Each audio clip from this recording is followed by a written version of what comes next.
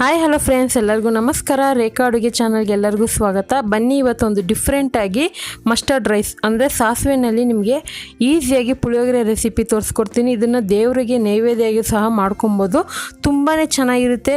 So ನೀವು ಯಾವತ್ತೂ try ಮಾಡಿರಲ್ಲ ಅಂದ್ಕೊತೀನಿ. ಒಂದ್ಸರಿ ಟ್ರೈ ಮಾಡಿ ನೋಡಿ, ನೀವು ಮತ್ತೆ ಮತ್ತೆ ಮನೇಲಿ ಮಾಡ್ತಾ ಇರ್ತೀರಾ.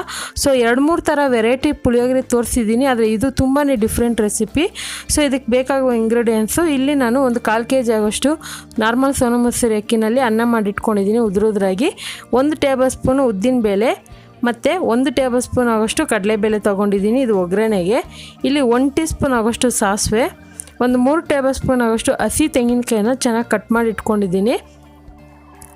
ಮತ್ತು ಕಡಲೆ ಬೀಜ 1 ಟೇಬಲ್ ಸ್ಪೂನು ಇದು ಒಗ್ಗರಣೆಗೆ. ಒಂದು ಅರ್ಧ ಟೀ ಸ್ಪೂನ್ ಅರಿಶಿನ, ಕೊತ್ತಂಬರಿ ಒಂದು ಸ್ವಲ್ಪ ಕಟ್ ಮಾಡಿ ಇಟ್ಕೊಂಡಿದ್ದೀನಿ, ಕರಿಬೇವಿನ ಸೊಪ್ಪು ಒಗ್ಗರಣೆಗೆ. ಇಲ್ಲಿ ಒಂದು 5 ಒಣಗಿದ ಮೆಣಸಿನ್ಕಾಯಿ, ಒಂದು 5 ಬ್ಯಾಡಗೆ ಮೆಣಸಿನ್ಕಾಯಿ ತೊಗೊಂಡಿದ್ದೀನಿ. ಇದು ಖಾರಕ್ಕೆ ಸರಿ ಹೋಗುತ್ತೆ, 1/4 kg ಅಕ್ಕಿಗೆ. ಮತ್ತು ಒಣಗಿದ ಮೆಣಸಿನ್ಕಾಯಿ 2 ಕಟ್ ಮಾಡಿ ಇಟ್ಕೊಂಡಿದ್ದೀನಿ. ಒಗ್ಗರಣೆಗೆ ಒಂದು ಸ್ವಲ್ಪ ಇಂಗು ಮತ್ತು ತುಪ್ಪನೂ ತೆಗೆದಿಟ್ಕೊಂಡಿದ್ದೀನಿ, ರುಚಿಗೆ ತಕ್ಕಷ್ಟು ಉಪ್ಪು. ಈಗ ಯಾವ ರೀತಿ ಮಾಡೋದಂತ ನೋಡೋಣ. ಮೊದಲಿಗೆ ಒಂದು ಮಿಕ್ಸಿ ಜಾರ್ಗೆ ಇದನ್ನು ರುಬ್ಕೊಬಿಡೋಣ. ಇದನ್ನು ಹಸಿಯಾಗಿ ರುಬ್ಕೋಬೇಕು, ತುಂಬಾ ಚೆನ್ನಾಗಿರುತ್ತೆ. ಕೆಲವೊಂದು ದೇವಸ್ಥಾನಗಳಲ್ಲಿ ಟೇಸ್ಟ್ ಬರುತ್ತೆ ನೋಡಿ, ಪುಳಿಯೋಗರೆ ಟೇಸ್ಟು, ಆ ಥರ ಇದು ಟೇಸ್ಟ್ ಕೊಡುತ್ತೆ. ತುಂಬಾ ಡಿಫ್ರೆಂಟ್ ರೆಸಿಪಿ. ನೀವು ಒಂದ್ಸರಿ ಅದು ಖಂಡಿತವಾಗಿ ಟ್ರೈ ಮಾಡಿ ನೋಡಿ, ತುಂಬ ಇಷ್ಟಪಡ್ತೀರಾ. ಸೊ ಈ ಮಿಕ್ಸಿ ಜಾರ್ಗೆ ನಾನು ಒಣಗಿದ ಮೆಣಸಿನ್ಕಾಯಿ, ಬ್ಯಾಡಗೆ ಮೆಣಸಿನ್ಕಾಯಿ ಮತ್ತು ಸಾಸಿವೆ, ಅರಿಶಿನ ಮತ್ತು ತೆಂಗಿನಕಾಯಿ ಹಾಕ್ಕೊತಾ ಇದ್ದೀನಿ.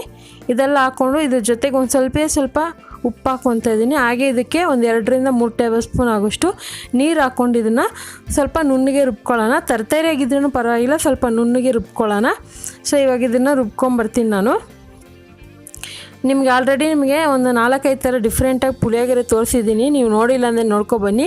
ಮತ್ತು ಹಬ್ಬಕ್ಕೆ ಬೇಕಾಗಿರುವಂಥ ಎಲ್ಲ ಥರ ರೆಸಿಪಿನೂ ತೋರಿಸಿದ್ದೀನಿ. ಇವಾಗ ನೋಡ್ತಾ ಇರ್ಬೋದು ಮಸಾಲೆ ರುಬ್ಬಿದ್ದಾಗಿದೆ. ಇವಾಗ ಯಾವ ರೀತಿ ಮಾಡೋದಂತ ನೋಡೋಣ. ನೋಡಿ, ಇವಾಗ ಒಂದು ಪಾತ್ರೆ ಇಟ್ಕೊಂಡು ಇದಕ್ಕೆ ಸುಮಾರು ಒಂದು 4 ಟೇಬಲ್ ಸ್ಪೂನ್ ಆಗೋಷ್ಟು ಎಣ್ಣೆ ಹಾಕ್ಕೊಂಡಿದ್ದೀನಿ.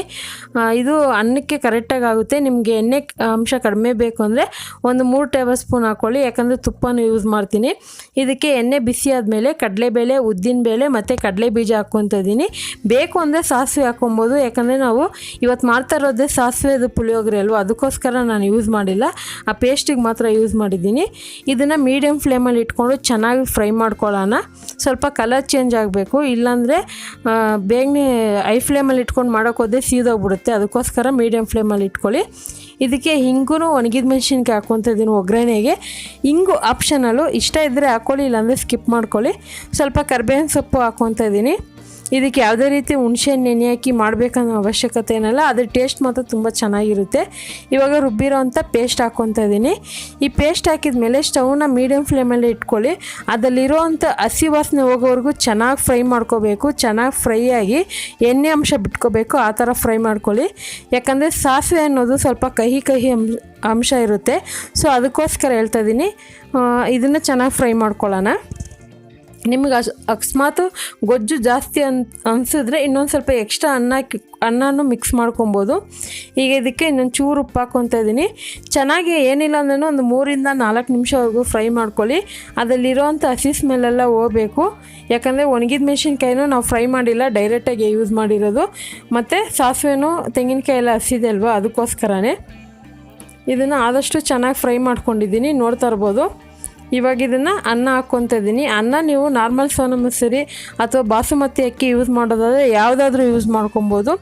ಇವಾಗ ಅನ್ನನ ಉದ್ರಾಗಿ ಮಾಡ್ಕೊಳ್ಳಿ. ಮೆತ್ತಗೆ ಮಾಡಿದ್ರೆ ನಿಮ್ಗೆ ಅಷ್ಟು ಚೆನ್ನಾಗಿರಲ್ಲ ಟೇಸ್ಟು, ಸ್ವಲ್ಪ ಉದ್ರಾಗಿದ್ದರೆ ಚೆನ್ನಾಗಿರುತ್ತೆ. ಸೊ ಇದನ್ನು ಚೆನ್ನಾಗಿ ಮಿಕ್ಸ್ ಮಾಡ್ಕೊತೀನಿ. 1 ನಿಮಿಷ ಹಾಗೆ ಮಿಕ್ಸ್ ಮಾಡ್ಕೊಳ್ಳೋಣ, ಯಾಕಂದರೆ ಆ ಫ್ಲೇವರ್ ಅನ್ನೋದು ಅನ್ನದ ಜೊತೆಗೆ ಚೆನ್ನಾಗಿ ಹೊಂದ್ಕೊಬೇಕು, ಅದಕ್ಕೋಸ್ಕರನೇ. ಈಗ ಕೊತ್ತಂಬರಿ ಹಾಕ್ಕೊತಾ ಇದ್ದೀನಿ. ಬೇಕು ಅಂದರೆ ನೀವು ಇದಕ್ಕೆ ಪುಳಿಯೋಗರೆಗೆ ಎಳ್ಳು ಸಹ ಹಾಕ್ಕೊಬೋದು, ತುಂಬಾ ಚೆನ್ನಾಗಿರುತ್ತೆ ಎಳ್ಳು ಹಾಕಿದ್ರೇನು. ಇದಕ್ಕೆ ಯಾವುದೇ ರೀತಿ ಪುಳಿಯೋಗರೆ ಪೌಡ್ರು ಕೂಡ ಬೇಕಾಗಿಲ್ಲ, ಇನ್ಸ್ಟೆಂಟಾಗಿ ತಕ್ಷಣಕ್ಕೆ ಮಾಡೋವಂಥ ರೆಸಿಪಿ ಇದು. ಸೊ ನೋಡಿ, ಸ್ವಲ್ಪ ಗೊಜ್ಜು ಜಾಸ್ತಿ ಅನಿಸ್ತು, ಅದಕ್ಕಿಂತ ಸ್ವಲ್ಪ ಅನ್ನ ಹಾಕ್ಕೊತಿದ್ದೀನಿ.